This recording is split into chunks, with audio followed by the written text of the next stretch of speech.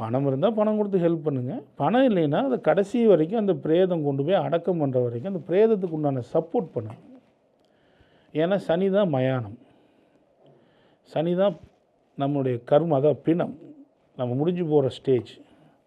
அதுக்கு ஒரு ஹெல்ப் பண்ணால், இப்போ குளிக்க வைக்கிறதுக்கு தூக்கி வைக்கலாம் இல்லையா, அந்த மாதிரி அந்த இறந்தவங்க வீட்டில் உதவி பண்ணிங்கன்னா இன்னும் சிறப்பான பலனை சனி பகவான் செய்கிறார்.